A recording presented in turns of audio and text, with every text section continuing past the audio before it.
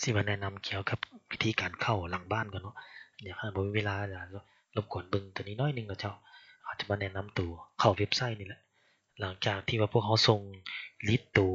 WhatsApp อันที่ให้เป็นชื่อเนาะเป็นชื่อตัวนี้เจ้าเป็นชื่อตัวนี้แล้วติ๊กติดตัวนี้ไปตัวนี้นั่นนี่แล้วมาเขาจะมาใส่ชื่อตัวนี้แล้วเป็นชื่อและพาสเวิร์ดเนาะแล้วหลังจากนั้นเขาจะมาเข้าโดเมนตัวนี้เนาะมาเข้าโดเมนตัวนี้มันจะเข้าทางเว็บไซต์นี้เข้าทางเว็บไซต์ตัวนี้เนาะเว็บไซต์แล้วเขาจะมาตีเข้าตัวนี้เนาะ copy ตัวนี้มานี่ผ่านมานี่แหละเด้งมาปุ๊บแล้วมันจะมีหน้าตาเด้งขึ้นมาเป็นหน้าตาโดเมนตัวนี้หลังจากนั้นเขามาใส่ชื่อตัวที่ว่าพวกเขาส่งให้เนาะตัวนี้แล้วก็พาสเวิร์ดแล้วก็ยูเซอร์แล้วก็พาสเวิร์ดนี้ตัวนี้มันยูเซอร์มันส่วนใหญ่มันจะใส่เบอร์โทรพาสเวิร์ดจะใส่เบอร์ตัวนี้ A B สามารถเปลี่ยนแปลงได้เนาะแต่พวกเขาจะมาเข้าเลยเนาะตัวนี้เขาจะใส่ตัวชื่อ99บัตร983ตัว1286 209183ตัว1286 1286เนาะหลังจากนั้นเราใช้พาสเวิร์ด1234567 8 AB เนาะ AB แล้วกดเข้าไปตัวนี้มันระบบเข้าหลังบ้านบ่ถึก988ลงถึกกดเข้าหลังบ้านนี่มันจะเด้งมาหน้าตาตัวนี้เนาะตัวนี้ปัจจุบันนี่มันพวกเขาสร้างให้ลูกค้าแล้วเนาะตัวนี้อยากให้ลูกค้าเช็คเบิ่งว่าตู้เนาะตู้อาจจะมีอยู่ที่เพิ่นว่าโต๊ะจะมีอยู่14 10โต๊ะแต่พวกเขาเฮ็ดเพื่อไว้เป็น15ตู้นี้ตู้จะมีอยู่3ตู้สามารถเพิ่มได้เนาะบัดนี้เขาจะมาเบิ่งตัวนี้อันนี้มันอยู่หน้าบ้านเนาะแต่เขาจะมาเว้าเรื่องตัวหลังบ้านก่อนหลังบ้านเพราะว่าอยากให้รู้วิธีการเข้าไปตัวหลังบ้านนี้ก่อนเขาจะแบ็กคืนตัวนี้มันสบายนิดนึงมันเป็นเว็บไซต์ที่ว่าเข้าทั้งหน้าบ้านหลังบ้านได้เลยตัวนี้หลังจากผ่านเว็บไซต์ตัวนี้อันนี้วิธีการเข้าหลังบ้านเนาะเพิ่มสินค้านี้วัตถุดิบก็จะบ่มีหยังเนาะเขาจะเพิ่มวัตถุดิบของเขาแล้วมันเพิ่มหยังแน่เพิ่มไว้ไปหยังก็แล้วแต่สามารถบวกเพิ่มตลาดได้เลยเนาะตัวนี้วิธีการเข้าอันนี้เห็นหน้าตาซื่อเนาะอันนี้มันเข้าตลาดกดเข้าไปนี่สามารถเพิ่มเป็นวัตถุดิบได้เลยเนาะรหัสวัตถุดิบนี้ซื้อผลิตภัณฑ์อันนี้มันอยู่ในกลุ่มใดเนาะกลุ่มทอดกลุ่มอย่างนี้มันมี3-4กลุ่มแล้วสามารถเพิ่มได้เนาะแล้ววันนี้แมนต้นทุนตัวนี้ใส่เนาะเพราะมันจะมาอยู่ไก่ดาวนี่เพิ่มใส่แล้วตัวนี้แมนราคาขายตัวจริงที่เขาจะขายลูกค้าครับเนาะอันนี้สามารถเอารูปใส่ได้เลยเหมือนกันนะแล้วมีแต่บันทึกก็ถือว่าได้1ผลิตภัณฑ์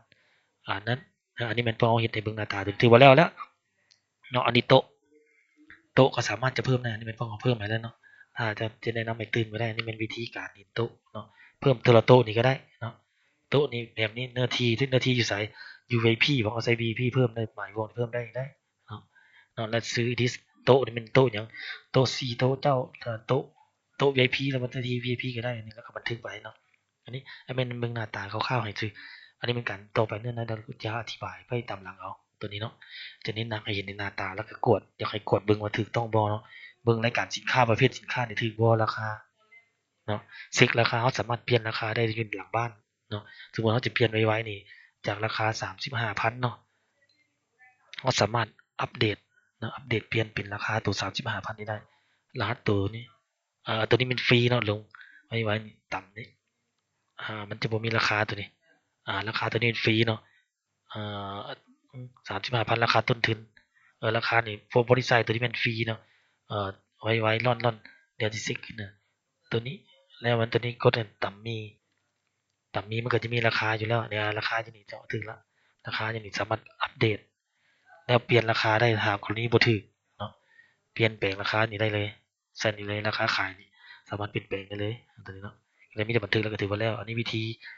หน้าตาหลังบ้านที่ซื้อให้เบิ่งคร่าวๆหลังจากนั้นเราเข้าสู่หน้าบ้านขายจะกดเข้าเว็บไซต์เลยมันจะสบายนิดนึงตัวนี้ถ้าว่าเป็นคอมถ้าแท็บเล็ตเนาะถ้าโทรศัพท์เลยแม่นพวกเขาจะแนะนำอันนี้เป็นโต๊ะเนื้อที่ของการขายเนาะมีโต๊ะจากโต๊ะนี้มันจะขึ้นมานี่ทั้งหมด15โต๊ะอันนี้ตู้มี3ตู้เนาะวันนี้ลูกค้ามาเขามีแต่กดเข้าตัวนี้กดเข้าโต๊ะนี่หรือว่าเขาจะสั่งออเดอร์สั่งรายการเมนูอาหารก็กดเข้าเมนูอาหารนี่เนาะโดยกดโต๊ะหรือว่ากดนี่ปึ๊บแล้วเขาจะสั่งรายการเมนูอาหารแล้วแต่นะเครื่องดื่มอยู่ในกลุ่มของเครื่องดื่มจุ่มก็อยู่ในจุ่มตำก็อยู่ในตำของแก้มอยู่ในของแก้มนะเจ้าตัวนี้อยากให้ลูกค้าเช็คคืนเบิ่งแต่ว่าสังเกตนี่ราคาบ่ได้ใส่เพราะพวกเขา จะอัพเดี๋ยวจะอัพราคาขึ้นให้มันหนึ่งเพราะราคานี่บ่มีเนาะเนี่ยราคาตัวจริงบ่มีเดี๋ยวจะอัปเดตราคาให้เลยเนาะต่ำของแก้มนี่แล้วธรรมดาราคามันจะขึ้นอย่างนี้เพราะเขาจะแก้ไขให้มันหนึ่งเนาะวิธีการเบิ่งอีกแล้วอยากให้เบิ่งนาทีเนาะแล้วขั้นตอนการแนะนำพวกเขาจะมาแนะนำให้ตื่มโอเคประมาณนี้ก่อนจังมันจะมีหลายๆสามารถกดได้ลองทดลองได้เลย